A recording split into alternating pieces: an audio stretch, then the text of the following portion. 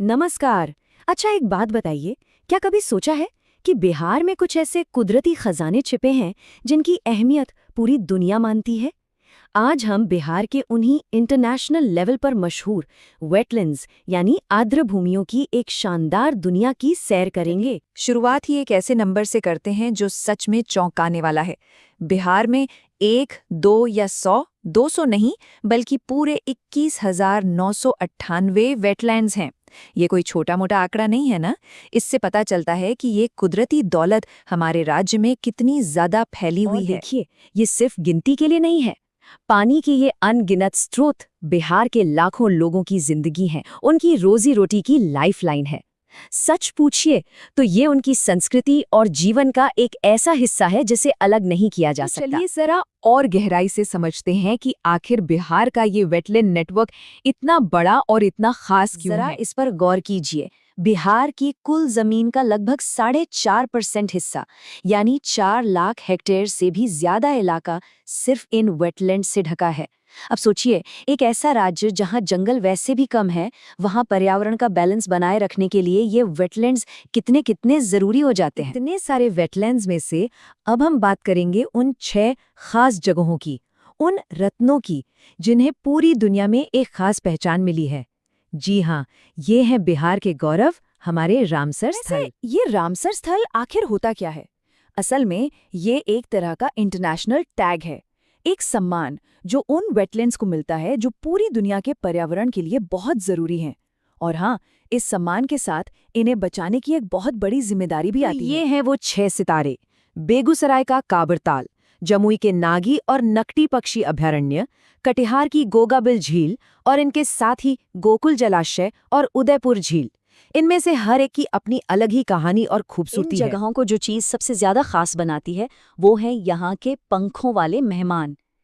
ये वेटलैंड्स एक बहुत बड़े हवाई रास्ते, जिसे सेंट्रल एशियन फ्लाईवे कहते हैं, उस पर एक जरूरी स्टॉप की तरह हैं। यहाँ हजारों मील दूर से उड़कर आने वाले प्रवासी पक्षी आराम करते हैं और अपने सफर के लिए दोबारा ताकत जुटाते हैं। सबसे पहले बात करते हैं काबरताल की, जिसे कांवर झील भी कहते हैं। ये जगह दुनिया के कुछ सबसे दुर्लभ और खत्म होने की कगार पर पहुंच चुके शिकारी पक्षियों, खासकर गिद्धों के लिए एक बिल्कुल महफूज बंदरगाह है। 5 ऐसी प्रजातियां पाई जाती हैं जो क्रिटिकली एंडेंजर्ड हैं, मतलब विलुप्त होने के बहुत करीब। इनमें 3 तरह के गिद्ध हैं, लाल सिर वाला, सफेद पूंछ वाला और भारतीय गिद्ध, साथ ही सोशिबल लैपविंग और बेयर पोचार्ड भी। यही वजह है कि काबरताल को बचाने की कोशिशें दुनिया भर में इतनी अहमियत रखती हैं। अब चलते हैं जमुई के जुड़वा अभयारण्यों की तरफ, नागी और नकटी। नागी में दुनिया के 3% बार हेडेड गूस सर्दियां बिताने आते हैं, तो वहीं नकटी दुनिया की 2% रेड क्रेस्टेड पोचार्ड आबादी का घर है। ये दिखाता है कि कभी-कभी छोटी-छोटी जगहें भी किसी खास प्रजाति को बचाने के लिए कितनी बड़ी भूमिका निभाती हैं। फिर आती है कटिहार की गोगाबिल झील। ये बिहार का पहला कम्युनिटी रिजर्व है।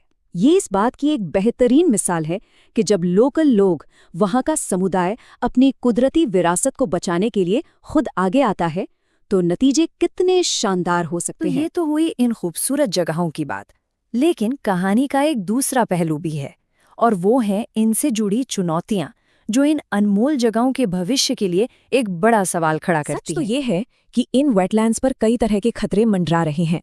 जमीनों पर बढ़ता कब्जा, खेती से होने वाला प्रदूषण, पानी की गलत निकासी और बांध, संसाधनों का हद से ज्यादा इस्तेमाल और क्लाइमेट चेंज, ये सारी चुनौतियां इनके अस्तित्व के लिए एक गंभीर खतरा बन चुकी हैं। ऐसा नहीं है कि सब कुछ खत्म हो रहा है, उम्मीद अब भी है। देखिए, इन्हें बचाना किसी एक के बस की बात नहीं, ये हम सबकी कोशिश से ही मुमकिन होगा। जब सरकारी संस्थाओं के साथ स्थानीय लोगों का पुराना ज्ञान और उनकी भागीदारी मिलती है, तभी इन अनमोल जगहों को असल में बचाया जा सकता है। इस बात को बिहार के पर्यावरण मंत्री डॉक्टर प्रेम कुमार के शब्दों में भी समझा जा सकता है। उनका कहना है कि सरकार इन कुदरती विरासतों को बचाने के लिए पूरी तरह से कमिटेड है, जो इस मुद्दे की गंभीरता को दिखाता है। आखिर में एक सवाल हम सबके सामने है, हम सबके सोचने के लिए है। हजारों मील का लंबा और थका देने वाला सफर तय करके आने वाले इन पंछियों के लिए बिहार एक महफूज ठिकाना है, एक घर जैसा है। क्या हम सब मिलकर ये पक्का कर सकते हैं कि उनका ये घर आने वाली पीढ़ियों के लिए भी ऐसे ही सलामत रहे?